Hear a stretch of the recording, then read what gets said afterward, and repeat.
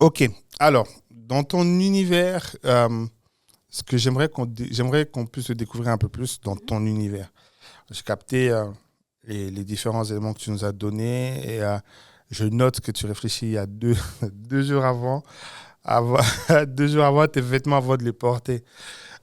Mais qu'est-ce qu'on retrouve dans ton univers? De quoi est fait ton univers? Par exemple, tu vois, on va remettre avec les couleurs orange, tout ce qui est un peu printanier, etc. Le sport équestre et tout. Qu'est-ce que chez toi, si on rentre dans ta tête, dans ton esprit de la mode, on y voit quoi? T'as pas forcément envie d'entrer dans ma tête. Ah, mince. En tout cas, c'est ce que mes amis me disent souvent. Mais en tout cas, si on entre dans ma tête, mon univers créatif dans ce qui concerne la mode Ok, textile au et niveau tout, de la mode, ouais. franchement, c'est beaucoup des... Comment on dit ça?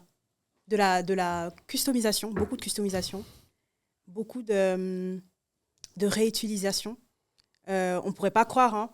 J'ai peut-être l'air d'avoir des nouveaux habits tous les jours, mais en fait, c'est les mêmes habits que je recycle depuis mais différemment. Donc, c'est plus ça. J'aime beaucoup. J'ai découvert ça, en plus, ça pourrait être trop spirituel, mais grâce à Dieu qui essayait justement de me faire sortir de ce domaine où je surconsommais beaucoup, j'achetais pour rien et tout et n'importe quoi. Et à un moment donné, j'ai commencé vraiment à apprendre à valoriser l'argent. Et, parce que du coup, il passait beaucoup dans le shopping. Et Mm. du coup, si on entre dans ma tête, on trouvera un univers où du coup, tu trouves un moyen. Tu trouves un moyen de bien t'habiller et tout, malgré que tu n'as pas les dernières tendances. C'est ça. Donc, c'est vraiment cet aspect-là avec le fait de pouvoir être créatif avec ce que tu as. Et du coup, j'en ai fait un fashion show Ok. et tout, où du coup, c'est ça aussi qui m'a aussi donné de la confiance, dans le sens où, en fait, tu as un vêtement, tu l'aimes bien ou tu l'aimes pas, voici comment, en fait, je vais te montrer que ce vêtement-là que tu valorisais peut-être pas et tout, voici comment tu vas pouvoir l'aimer à nouveau. Oh, C'est vraiment ça. Se oh, recréer, j'ai capté ADR. en fait, se refaire une idée, en fait, de ce que pourrait être, en fait, si on visualisait différemment quelque chose. Est-ce que la friperie, des choses comme ça anciens, pour toi, c'est un terrain où tu t'amuses du coup? Les choses non, pas forcément. C'est plutôt Non, avec ok. ce que j'ai eu à aimer, parce que en fait, on achète des vêtements et tout sur le moment, Ouais. par un plaisir éphémère comme ça et tout. Mais après, la plupart du temps, tu vas voir, ah non, j'aime plus, il me faut autre chose. Mais moi, je vais plutôt me voir ça dans le sens où ce vêtement-là, avant que je me dise que je l'aime plus, malgré que je l'ai acheté, comment est-ce que je pourrais l'assembler différemment? Ok. Comment est-ce que je pourrais le retaper différemment si je le customise pas du coup? D'accord. Et tout. Et puis, du coup, la majeure partie du temps, j'ai bien raison de ne pas aller racheter encore et tout et tout. Mais après, oui, c'est très bien le shopping. Mais en fait, c'est vraiment ce côté-là où, en fait, tu as comment dire, ce plaisir, en fait, à prendre plaisir à ce que tu as déjà. Ok. C'est ça, mon univers. Ok, j'ai capté ta DA. Donc, dans ta DA, en fait, quand tu as quelque chose, tu vas faire en sorte de l'utiliser de plusieurs manières avant de te dire que je vais Exact. acheter quelque chose de nouveau. Exactement. Je peux passer à autre C'est chose. ça. Et pour d'autres, hein, ça pourrait paraître peut-être crevard et tout, mais je vous promets que à la fin du mois, quand tu sais que tu as réévalué en fait le budget que tu aurais pu mettre dans ton, parce que j'avais fait une évaluation de mon budget que je mettais dans le shopping. Ah, carrément. Avec ça, j'aurais peut-être pu m'acheter une voiture Mais non. quelques années.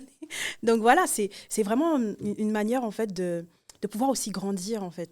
Mais C'est un côté un ça peu. intéresse pas pour Est-ce ce que pour débat. toi, c'est un côté éco-responsable? C'est ce que ChatGPT m'avait dit quand je lui avais expliqué. Ouais. Et puis, il a raison ou pas? Je sais pas comment dire ce terme, mais c'est juste que j'aime bien le fait de pouvoir pousser sa créativité beaucoup plus loin que ce qu'on ne D'accord, en fait, pense. toi, ton accent, ton énergie, tu la mets plus dans le côté je me challenge personnellement, en fait, c'est Oui, ça? et je pousse ma créativité. Parce qu'en fait, j'essaye de vraiment mettre en lumière ce que je pensais ne pas pouvoir mettre en lumière. Mm. Et tout. Et me montrer, pas pour montrer aux autres, mais me montrer surtout à moi-même que, mais j'ai eu raison de pas acheter cette chose au final. Donc c'est ça mon univers. Quelle est ta perception, du coup, de la mode chez les chrétiens? Quelle est ma perception de la Quel est mode? ton avis du niveau du monde de la mode chez les chrétiens? Ouais, parce qu'il faut qu'on rentre dans les trucs qui piquent un peu. Je pense que mon avis de la mode chez les chrétiens, actuellement, c'est... Attends, de manière globale déjà. Après, j'ai une autre question un peu plus... Toi, te connais. On y va, Ok. on y va, on y va. De manière globale, je trouve que les chrétiens se cachent beaucoup trop sur cet effet de trop vouloir être modeste, en fait. On est des personnes riches, on est des personnes qui brillent. Et t'as pas forcément, je dis pas qu'il faut tout mettre sur le fait de briller par ses vêtements, mais en fait, on parle à travers ce qu'on porte aussi. Ok. Dans le sens où ta posture aussi, et on va te juger en fonction de ce que tu portes. Donc, au final, ton apparence compte. La manière dont tu te positionnes, vestimentairement parlant, et tout compte. Et tout. Tu peux pas apparaître négligé et tout lors d'un je sais pas, lors d'un entretien, par exemple, avec un président. Mais certaines personnes, ils trouvent ça normal d'apparaître négligé dans un événement chrétien, par exemple. Négligé, c'est-à-dire pas forcément faire d'efforts. Je me mets bien. Pour certaines personnes, pour moi, c'est plus le cas avant, mais avant, pour certaines personnes, le training, c'était quelque chose de « Ah, je m'habille négligé ». Mais voilà, même si tu mets un training, c'est vraiment la manière dont tu t'es dit derrière, je vais mettre un training, mais ce training-là sera parce que, tu vois, je vais donner une direction à cette manière de Il y a un effort, il y a quelque chose qui... Ok, exactement. je donne Donc, une direction. aujourd'hui, j'aimerais qu'en tant que chrétien, on sorte plus de cette mentalité de trop modeste et vraiment apprécier en fait, la richesse que Dieu nous a donnée, en fait, d'être les riches du royaume, en fait, et d'expérimenter cela dans nos façons de s'habiller. Et aussi, pour les jeunes femmes chrétiennes et tout, c'est pas la mort si tu jettes tes crop tops, on va dire comme ça, et que tu expérimentes justement tout ce que tu as exploré, en fait, avoir des habits couverts et tout, parce que tu peux être tellement stylée en étant couverte. Ça, c'est quelque chose vraiment que j'aimerais, parce qu'au départ et tout, dans mon parcours, j'ai eu à faire un tri dans ma garde-robe, sérieusement, et qu'est-ce que je pouvais mettre en vacances et tout. Et puis je me disais, mais en vacances, je vais pas pouvoir mettre ça, je vais pas pouvoir mettre ça. Mais en fait, j'ai découvert et tout, que en fait, tu peux être couverte et même très stylée. Et je trouve que mon style s'est révélé beaucoup plus maintenant qu'à l'époque où je me disais, je vais me balader avec un petit top ou un petit truc et tout, et ça va être stylé, c'est tendance et tout, je vais mettre ça avec ça. Mais aujourd'hui, je valorise et je me respecte plus moi-même d'abord, parce que c'est pour moi-même que j'ai fait ce changement aussi et tout. Je réalise en fait à quel point en fait, je suis beaucoup plus à l'aise avec moi-même, mon corps et tout ce que j'ai à transmettre, on va dire, à travers ça. Est-ce que tu penses qu'on a de l'impact, du coup, en termes de mode est-ce qu'on a de l'impact dans le monde, nous, chrétiens, par rapport à la mode? Est-ce que tu nous... Waouh. Non, ça, c'est sûr. Justement, ce côté où on ne veut pas oser. Et j'avais un rendez-vous avec un potentiel client et tout qui veut ouvrir sa marque et tout. Mais il est domicilié à Londres. Et il veut ouvrir sa marque. Et du coup, il voulait mon avis. Et tout. Et puis, il m'a posé exactement la même question. Et puis, je lui ai dit, non, parce que les chrétiens, on veut trop... On est plus dans le fait d'être chrétien et tout que de vraiment être créatif et chrétien. Oh.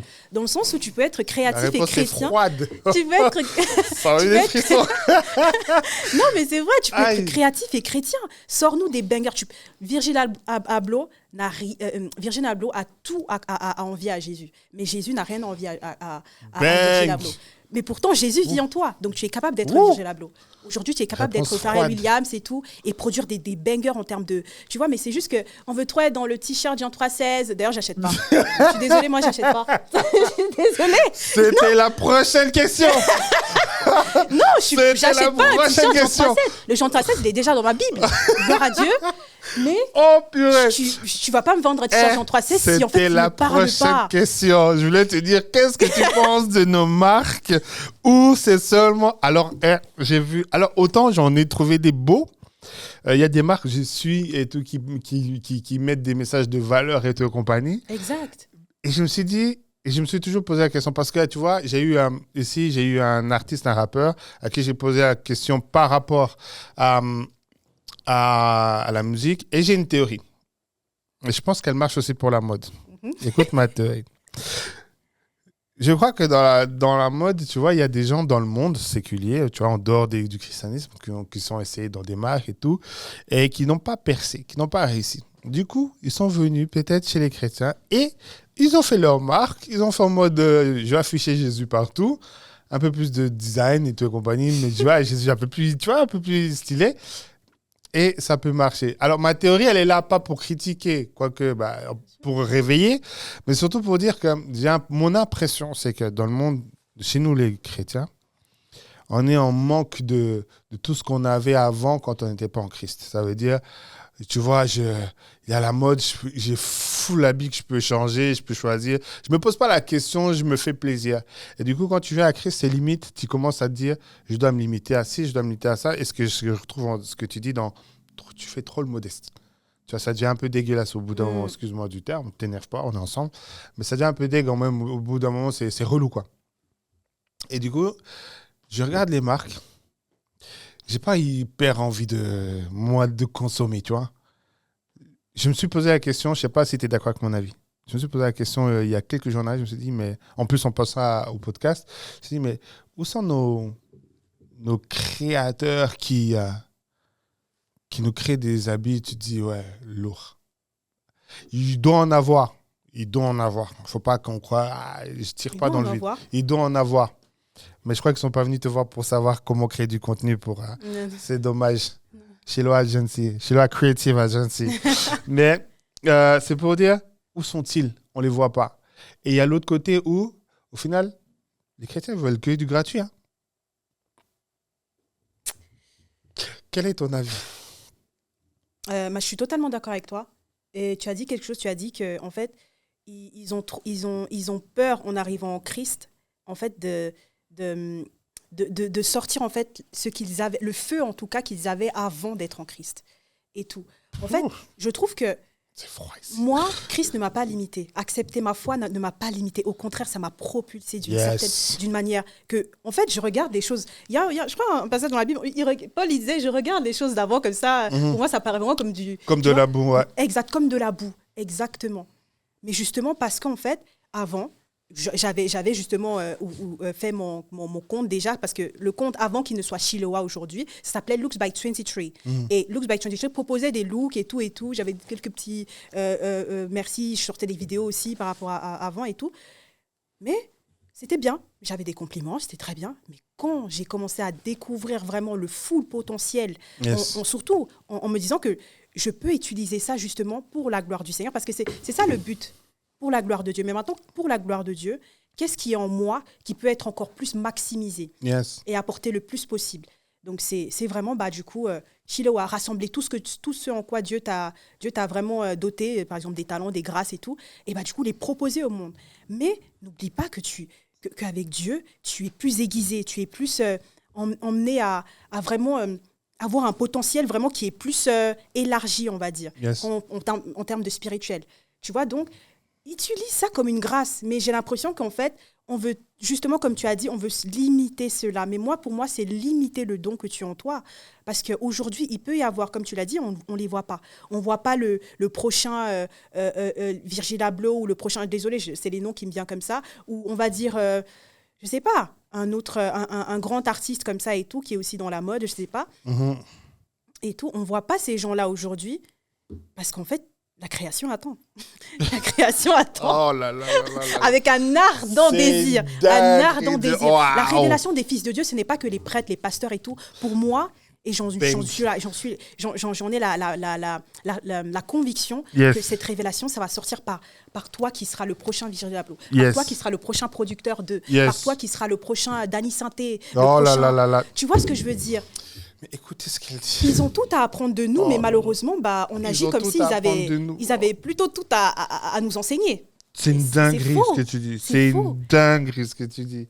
Oh là là là là là là, c'est une dinguerie. C'est faux. Avant, c'est chaud. Ça pète ici.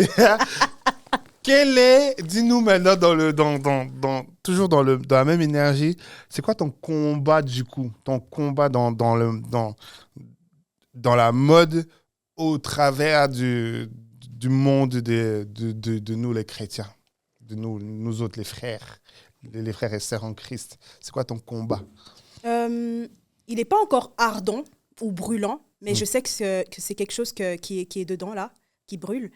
C'est premièrement, en Suisse, enlever en fait briser ce côté-là où, parce que je parle souvent avec beaucoup de chrétiens aussi et tout comme ça, et puis on se dit, ah non, mais en Suisse, oh, c'est naze, il n'y a pas beaucoup d'opportunités et tout. Je suis désolée, mais si l'opportunité, elle me vient d'abord premièrement de Dieu, et ça ne sera pas parce que c'est pas la Suisse qui va me limiter, c'est pas un territoire qui va me limiter. C'est pas un territoire qui me limite. limite. Le territoire ne va pas me limiter. Et moi, c'est quelque chose que, petit à petit, en fait, j'écoute, et puis je me dis, mais j'ai pas forcément envie d'aller quelque part d'autre pour être grande. Je vais être grande ici, le territoire où Dieu... Mais après, si par obéissance, je dois aller là-bas, gloire à Dieu. Mais là, en fait, on parle de ce que tu peux ressortir dans la terre où tu es maintenant. Parce que si tu ne peux pas ressortir ça maintenant, dans l'autre terre, sauf si on t'y envoie, qui te dit que tu vas débloquer cela? Première chose, ça c'est mon premier... c'est en fait le premier désir ardent, montrer qu'en fait, en Suisse, on est capable d'emmener en fait, un éveil au niveau du coup, de nos talents, de cet esprit créatif qui est doté, dont on est doté. Deuxièmement, en fait, c'est de pousser en fait, mes frères et sœurs à vraiment explorer en fait, leur full potentiel. Mais leur full potentiel parce que, en fait, même moi, à un moment donné, j'avais besoin qu'on me dise ça. Et par la grâce de Dieu, je suis bien entourée des personnes en fait, qui me l'ont dit, qui me l'ont fait comprendre et tout. Parce que malgré qu'on est dans la parole et tout, des fois, tu te nourris aussi de certaines autres paroles, aussi par exemple de ton enfance ou des choses que tu crois de toi qui ne sont pas vraies. Mais en fait, il y a aussi ce côté-là où tu as envie que des personnes ressortent vraiment leur full potentiel. Par exemple, je connais un photographe et tout, qui est très bien dans la photo, dans tout ça et tout, et puis en fait, il se limite que à faire des photos pour ses connaissances et tout, mais en fait, il peut grave... S'il emmène un univers où il sort un peu de les limites, on va dire, de la famille, et qu'il essaye d'être plus créatif dans ce côté photographie, je suis sûre que, en fait, ça peut grave être quelque chose où on va se dire, mais lui, je le veux à ma Fashion Week. Lui, je veux à ma Fashion Week. Lui, je fais parce que, en fait, tu vois souvent des choses et le Saint-Esprit, il te parle, il te dit, tu vois là, son don, il est ouf. Son don, il est ouf, il est dingue. Yes. Tout, mais je te dis, mais est-ce qu'il le sait?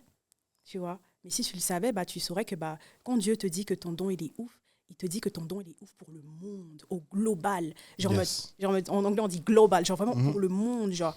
Il ne te dit pas que ton don, il est ouf pour ton quartier. Oui, il te dit ça, mais en fait, de base, Dieu nous envoie dans des nations. Donc, pour moi, je me vois, en tout cas, c'est comme ça aussi que je vois mon agence. Je vois mon agence, d'abord, la terre dans laquelle je suis, gloire à Dieu, mais pour les nations. Pour les nations, et c'est ce que je vais prendre, c'est ce que je vais avoir en fait. Je ne veux pas autre chose que les nations. Je ne vise rien d'autre que les nations. Parce que oui, c'est vrai, on nous voit comme ça, on est modeste et tout, on est humble, gloire à Dieu, c'est une bonne qualité. Mais attention, tu dois viser les nations. Elle a et faim. c'est pas être prétentieux ou être la dalle. un but de sa personne. C'est rêver comme Dieu. Mais t'as raison. En fait, c'est grave lourd.